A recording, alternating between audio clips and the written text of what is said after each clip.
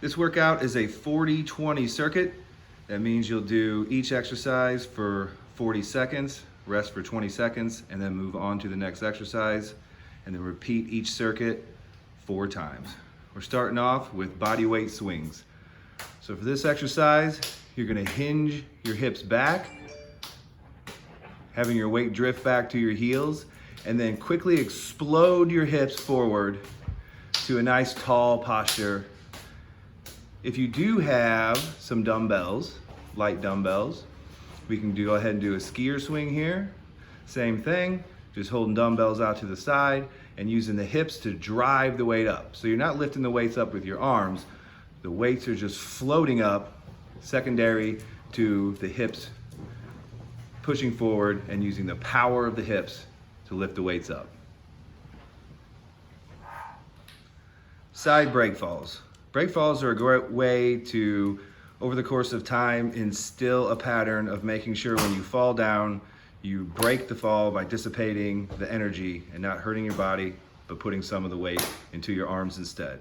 So with side break falls, we're basically doing a lateral rock side to side, and as you flip over to each side, you're gonna use your hand to smack the ground to put some of the pressure from the roll into the ground instead of what would be your body if you were falling sideways.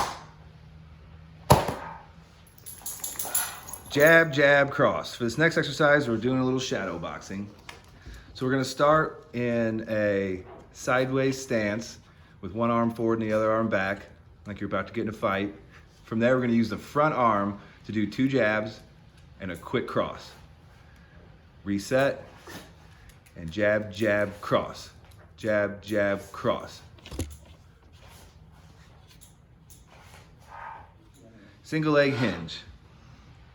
Doing a hinge on one leg with this exercise, so we're going to use one leg to push our weight back, drifting our weight onto our heel, but keeping our spine, neck, and everything else in your body in a nice straight line. If you need to, go ahead and grab on to something for assistance, or use a stick to push into the ground for assistance. And if you want to make the exercise harder, feel free to grab some dumbbells, a backpack, or any weight that you can hold in your hands to add a little resistance to the exercise.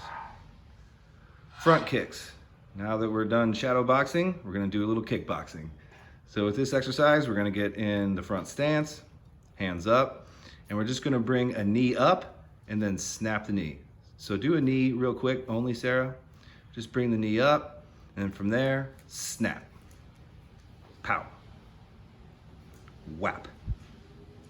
Smack. Ach. Lateral hops. For this exercise, find a line on the floor or use an imaginary line. Start with your feet close together and try to keep that same distance between your feet and just hop sideways over the line. Try not to step on the line. If for any reason you can't hop, substitute this exercise with step jacks.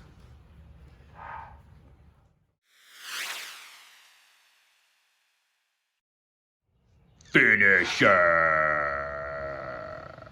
For today's finisher, we have a little core superset. We're gonna start with bicycle crunches, so hands behind the head, and you're alternating elbow to knee, trying to get that leg as straight as you possibly can. If for some reason this hurts your neck, go ahead and let the head lay down and just do low bike. After 20 seconds of that, you're gonna immediately go straight into a marching glute bridge. So hips up, and then you're pulling the knees in while trying to maintain the hip height that you originally had.